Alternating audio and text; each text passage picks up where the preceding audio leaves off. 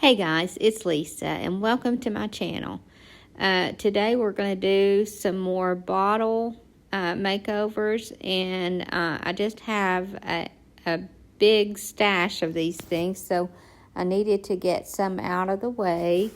And the good thing about bottles is you can make them to fit different vignettes, and I had one in mind that I wanted to make these for. So this one didn't have, I guess, a stopper or whatever it is at all. So I'm just using a doorknob, and it's amazing how well it works because, for one thing, you have the weight of it, but also it just fits right down in there. So, and this one did have a stopper, but it was just a cork, so we're not going to use it.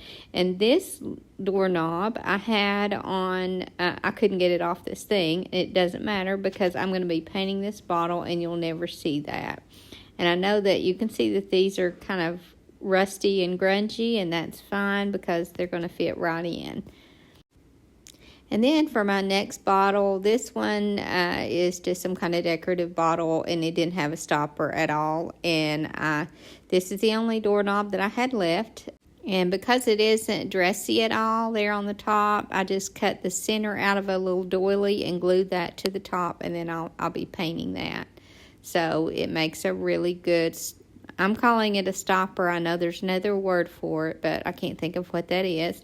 Now here I'm just painting the colored drop cloth in the center of the bottle because I want to do some decoupaging in the center. And now I'm just taking my trim molds, and this is a redesigned trim mold, and putting some cornstarch in it. And now I'm just making some of this little rose trim.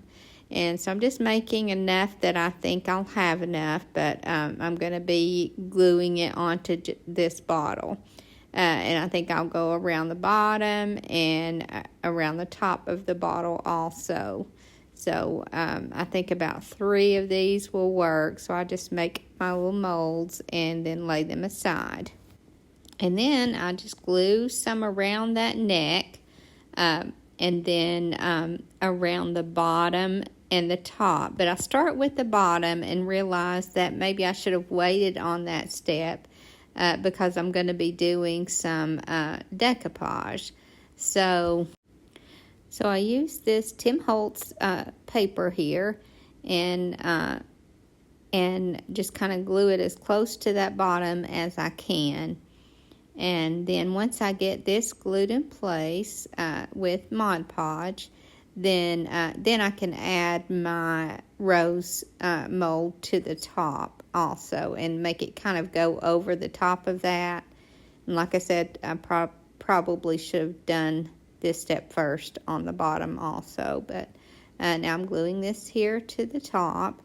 And now I'm just taking some of the colored drop cloth here, and I'm just kind of pouncing it on that trim, and then just wiping off what I get on that decoupage paper.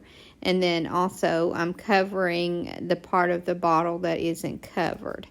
So I just go over the entire piece where the clay is and where the bottle is, and just give it a good coat of this. And once it dries, there's a couple places that I do have to touch up a little bit, but for the most part it covers.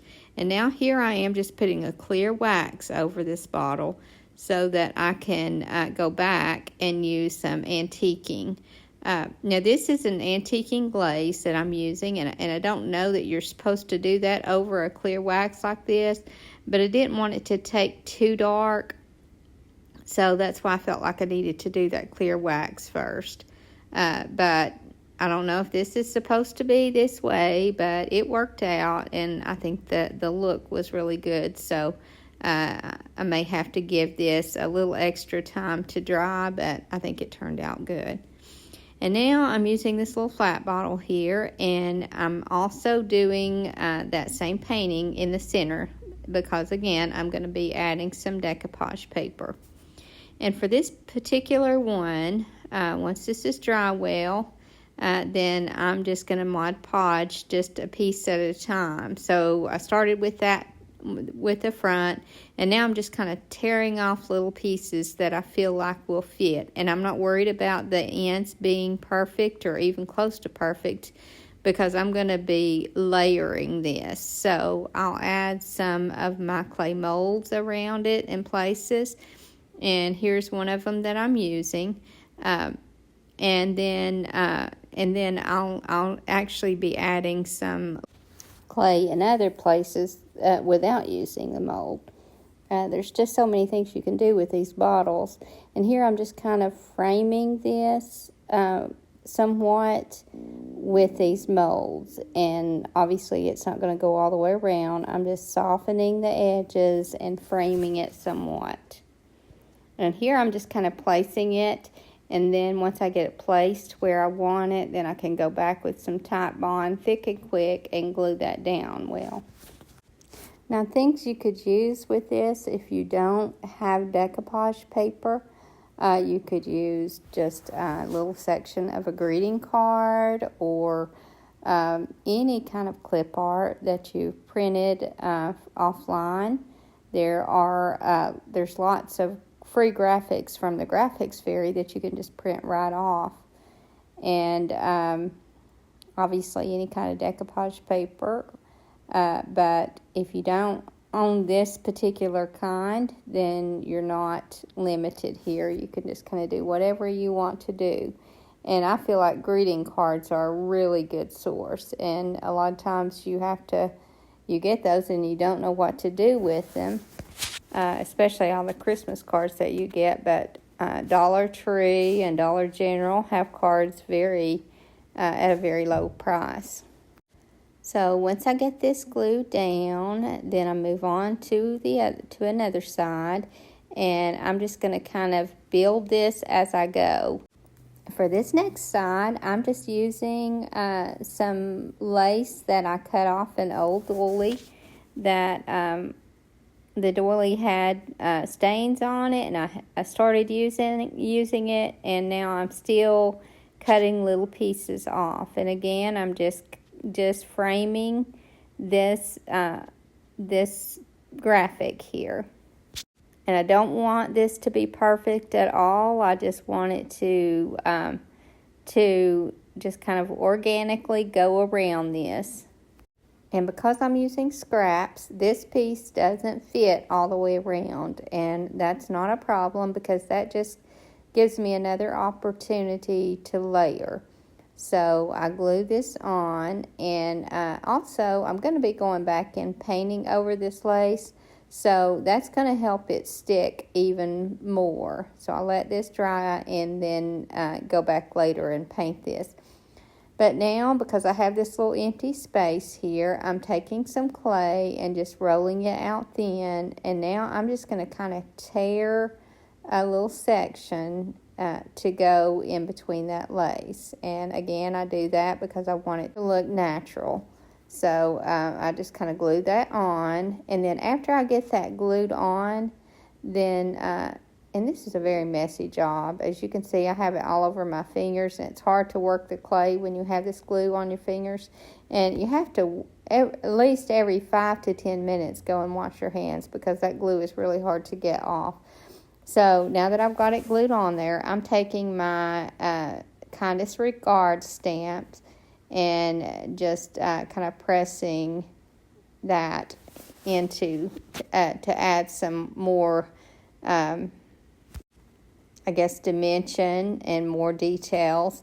And now I have this little clay flower that I had made ahead of time. I've had it for a while and just kind of laid it flat. And I thought that was a good place to add that.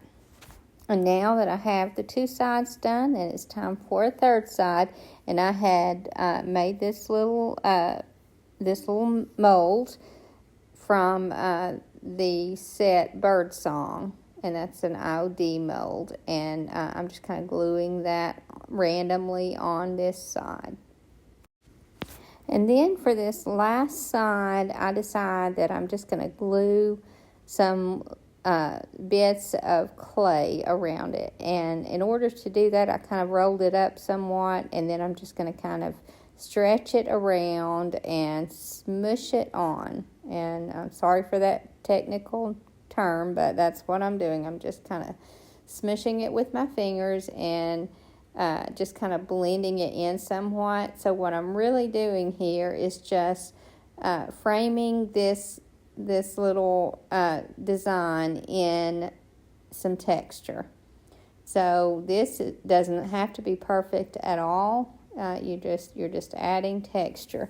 So I just kind of glue it down where I have my glue, and then I'll just make it somewhat uniform, but not worry about getting it perfect at all. And then I'll take my Kindness Regard stamp and stamp some more dimension into that clay. But before I stamp on this with the stamp, I'm gonna take some cornstarch and brush over the top of that just to make sure that it doesn't stick to my stamp. So like I said, if you're limited on materials, I know you can get the bottles. I get these given to me all the time. And don't be afraid to let people know that you're a crafter, because when you do, people want to clean out. And when they do, they'll usually give them to you. So I have people bring me bottles all the time, and sometimes they pile up. But I love having them because they don't take up much space. And like I said, it's just, you can do so much with them. So now I'm adding that cornstarch so that I can stamp onto this, and this little design will be finished. I love stamping over this clay because it just really gives it a good look. And as I've said before, this Kindness Regard stamp, I just really, really, really use it. And I'm sure at some point I'll have to buy another one, but it's working really well for me now, so I'm just going to get as many uses out of this as I can.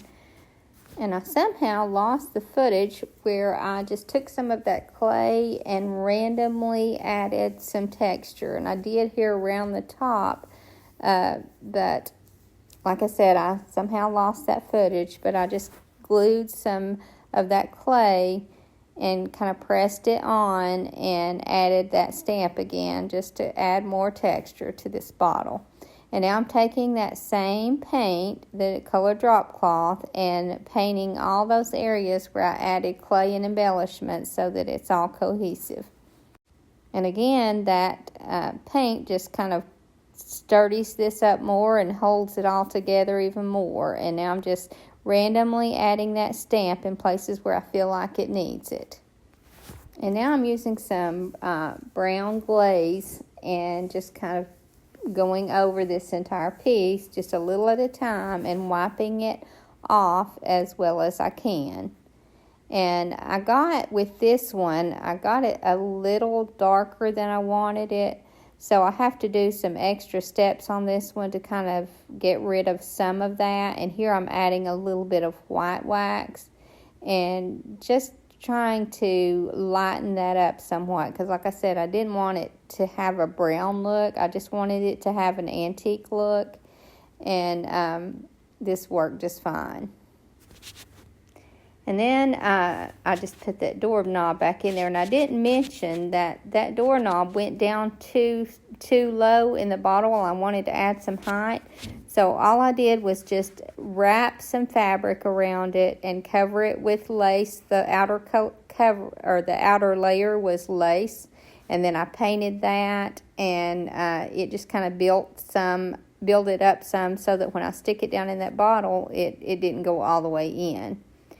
And now I'm just adding another clay mold to this little bottle, and this is going to be an easy one. I'm taking that green that I mixed up in my last video, and I'm just going to give this a good coat of that. And I just dab that on. I don't have any texture in this paint, but if you just kind of dab that on, you'll get somewhat of a texture anyway. I didn't want too much texture because I didn't want to mess up this little design. But I give this bottle one coat, and it covers really well. And then once it dries well, then I just use that same brown glaze and just go over it with that. So just kind of rub that on, and you see that little white there on the bottom, because I forgot to mention that I did just add some highlighted areas where I mixed a little bit of the drop cloth color with the green and just kind of dabbed it on. I didn't really even mix it. I just had a little on my brush and dabbed it off and just kind of gave it a little bit more dimension and color. And now that doorknob that I glued the part of lace on the part of the doily in the middle, I painted it the color drop cloth and used that same antiquing glaze on it. And so here is that first bottle and the second and the third. But although they do coordinate, I wanted to kind of bring them together a little bit more. So in doing that, I wanted to lay them all aside together. And now I'm just taking some antique gold color, and this is just a little apple barrel color, and I'm dry brushing it on in different areas. And that's just going to kind of make it all cohesive. And you don't want, or I don't in this case, I don't want a lot of gold. I just want kind of hints of gold. And I do that with all three of these, and then they'll be finished. And if I get too much on, I just kind of dab it off with my fingers or a cloth or whatever, because like I said, this doesn't have to be perfect at all. And then these three I'm going to display together, but I'm not necessarily going to sell them in a set. If someone wants to buy them separately, then I'll just do that. And I'll probably price these, the largest one maybe about $16 and then down to about $12. I know a lot of people ask about prices, and I don't like to say much, but occasionally I'm going to say, and that's about what I'll put on these. Now, I didn't put these in a vignette, and I generally like to do the vignettes at the end, but I'm just going to show the finished product in these, and then I'll do a vignette with my next video.